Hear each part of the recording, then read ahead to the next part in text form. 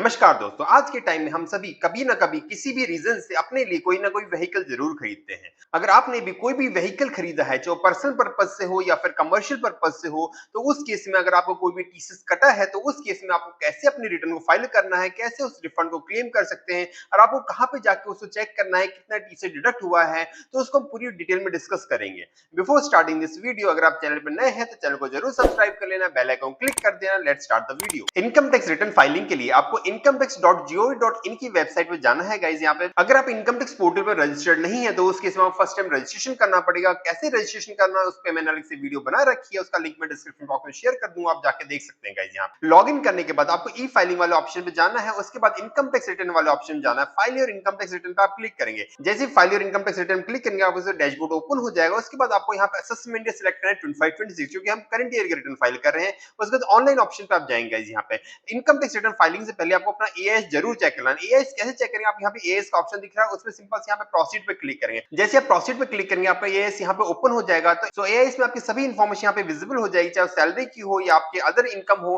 तो उन इनकम को भी आपने अपने रिटर्न में दिखाना है। उसके बाद आपने कोई भी व्हीकल परचेज किया है, तो व्हीकल की वैल्यू अगर 10 लाख से ज्यादा होती है तो उसके से आपका टीसीएस डिडक्ट हो जाता है, तो उसका जो टीसीएस है उसका भी आप रिफंड क्लेम कर सकते हैं। तो आप अपना एआईएस जरूर डाउनलोड कर लेना। उसके अलावा आपको अपना यहाँ पे 26 डाउनलोड करना है। 26 कैसे डाउनलोड करना है? ई फाइलिंग ऑप्शन जाएंगे, इनकम टैक्स रिटर्न में जाएंगे, व्यू योर 26 ईयर्स पे आप क्लिक करेंगे। उसके बाद यहाँ पे सिंपल सा कंफर्म पे आप क्लिक करेंगे। उसके बाद एग्री पे क्लिक करेंगे, उसके बाद प्रोसीड पे क्लिक करेंगे। उसके बाद click here to view your 26 years पे क्लिक करेंगे। उसके बाद सिंपल सा अपना यहाँ पर असेसमेंट या सिलेक्ट करना है, एचटीएमएल फॉर्मेट सिलेक्ट करना है। उसके बाद सिंपल सा व्यू पे क्लिक करें, तो यहाँ पे भी आपका जो भी टीसीएस डिडक्ट हो वो यहाँ पे विजिबल हो जाएगा। उसके बेसिस पे आप अपने यहाँ पे इनकम टैक्स रिटर्न में अपना जो भी टीडीएस या टीसीएस डिडक्ट हुआ है वो अपडेट करना है गाइस यहाँ पे। उसके बाद सिंपल सा अपने इनकम टैक्स पोर्टल पे आएंगे गाइस। यहाँ पे असेसमेंट सिलेक्ट करने के बाद ऑनलाइन ऑप्शन पे क्लिक करने के बाद आप यहाँ सिंपल से कंटिन्यू पे क्लिक करेंगे। उसके बाद आपने कोई भी उसके बाद आप स्टार्ट न्यू पे आप क्लिक करेंगे। उसके बाद आपको सिलेक्ट करना है आप इंडिविजुअल है, एचयूएफ है या अदर है, क्योंकि हम यहाँ पे इंडिविजुअल के रूप में रिटर्न फाइल करते हैं। सिंपल सा इंडिविजुअल पे आप क्लिक करेंगे, उसके बाद सिंपल सा कंटिन्यू पे क्लिक करेंगे।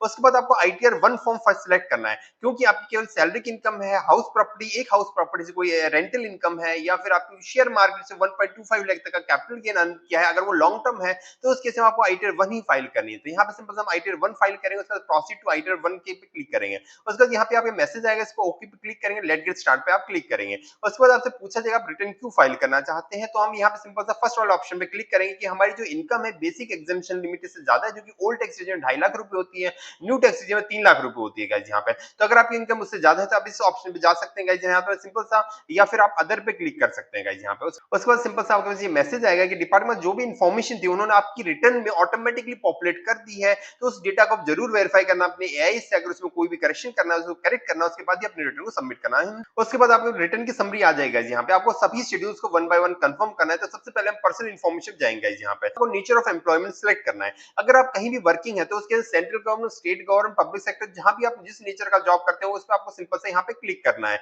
उसके बाद आपको यहाँ पे एज ए पेंशनर है तो पेंशनर सिलेक्ट करना है, या फिर अदर देन पेंशन, या फिर आप प्राइवेट ऑर्गेनाइजेशन वर्किंग है तो आप सिंपल से अदर पे क्लिक करेंगे यहाँ पे, या फैमिली पेंशन आ रही है तो आप इसमें नॉट एप्लीकेबल पे आप क्लिक कर सकते हैं यहाँ पे। तो आप किसी भी ऑप्शन को सिलेक्ट कर सकते हैं। तो हम यहाँ पे अदर पे क्लिक कर लेते हैं। उसके बाद आपको यहाँ पे सेक्शन सिलेक्ट करना है। सेक्शन 1 यहाँ ऑटोमेटिक आ रहा है, तो आप सिंपल सा इसी सेक्शन को सिलेक्ट करेंगे। उसके बाद अपनी रिटर्न को फाइल करेंगे, क्योंकि यहाँ पे new tax regime by default आपकी टैक्स रेजिम रहने वाली है। अगर आपको old tax regime return file करना है तो आपको यहाँ पे यस पे क्लिक करना पड़ेगा। हम यहाँ पे न्यू टैक्स रेजिम से रिटर्न फाइल करेंगे, क्योंकि वही टैक्स पेयर के लिए बेनिफिशियल है। उसके बाद अपना बैंक अकाउंट यहाँ पे चेक कर लेना, जिसमें आपका रिफंड आने वाला है, तो उसको जरूर चेक कर लेना। उसके बाद सिंपल सा कंफर्म पे क्लिक करेंगे। जैसे आप कंफर्म पे क्लिक करेंगे, देखिए पहला शेड्यूल आपका ग्रीन टिक हो गया है। उसके बाद आपको ग्रॉस टोटल इनकम पे आना है। ग्रॉस टोटल इनकम में अगर आपकी कोई भी सैलरी की इनकम है तो आप सैलरी की इनकम यहाँ पे डालेंगे। अगर यहाँ नहीं आ रही है तो, अगर आ रही है तो उसको सिंपल सा चेक करेंगे, उसके बाद हम कंफर्म करेंगे। इसी तरह आपकी कोई भी हाउस प्रॉपर्टी की इनकम है तो हाउस प्रॉपर्टी की इनकम को यहाँ पे डालेंगे। फॉर एग्जांपल आपकी हाउस रेंटल इनकम थी तो उसके लिए सिंपल से यहाँ पे क्लिक करेंगे। उसके बाद लेट आउट प्रॉपर्टी पे आप क्लिक करेंगे।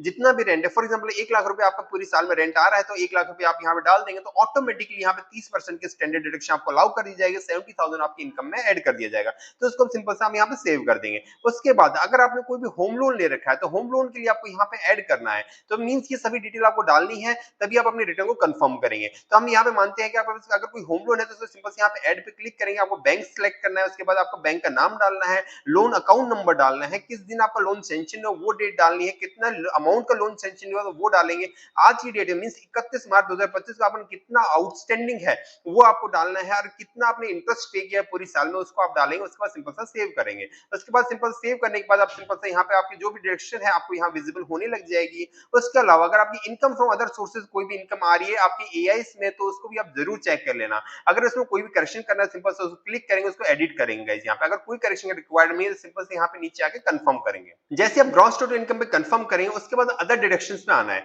अदर डिडक्शन में जो भी आपकी डिटेल्स आपको कोई डिडक्शन अलाउ हो रही है तो उसको चेक कर लेंगे, उसमें कोई भी करेक्शन करना आप करेक्शन करेंगे, नहीं तो सिंपल से इसको कंफर्म करेंगे।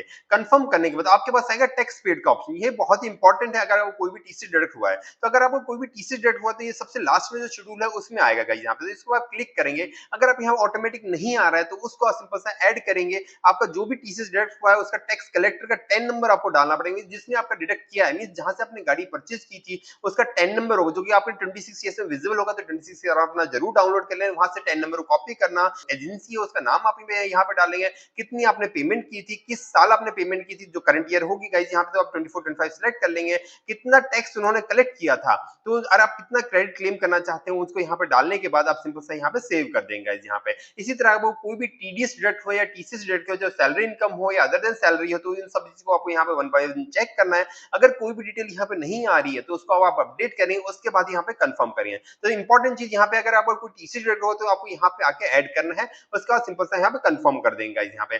कंफर्म करने के बाद आपको यहाँ पे वेरीफाई योर लायबिलिटी पे आप क्लिक करेंगे तो जो भी आपकी डिटेल है उसको वेरीफाई कर लेंगे, उसके बाद यहाँ पे इसको भी हम कंफर्म कर देंगे। तो इन सभी शेड्यूल्स को वन बाय वन कंफर्म करने के बाद आपको सिंपल से अपने आधार ओटीपी के बेसिस से अपने रिटर्न को वेरीफाई करना है और उसे सबमिट कर देना है यहाँ पे। तो इसके बेसिस पे जो भी आपका टीसीएस का जो भी रिफंड बन रहा है वो टीसीएस का रिफंड आपको मिल जाएगा। तो आज की वीडियो में डिस्कस किया कि अगर आपको कोई व्हीकल परचेज पे कोई भी टीसीएस डिडक्ट हुआ तो उसके साथ आप कैसे आईटीआर 1 फाइल कर सकते हैं। तो अपना आईटीआर फॉर्म प्रॉपर्ली सिलेक्ट करना है। अगर आपको कहीं डाउट है कि कौन सा आईटीआर फॉर्म आपको फाइल करना चाहिए तो उस पे मैंने अलग से वीडियो बना रखी है, उसका लिंक मैं भी डिस्क्रिप्शन बॉक्स में शेयर कर दूंगा यहाँ पे। Guys hope you find this video informative. अगर वीडियो अच्छी लगे तो वीडियो को जरूर लाइक करना, चैनल को सब्सक्राइब करना, इस वीडियो को ज्यादा शेयर करना ताकि मैक्सिमम लोग इसका बेनिफिट उठा सके। अपनी रिटर्न को टैक्स एक्सपर्ट के थ्रू फाइल कराने के लिए स्क्रीन पर दिए नंबर पर आप कांटेक्ट कर सकते हैं। Thank you friends.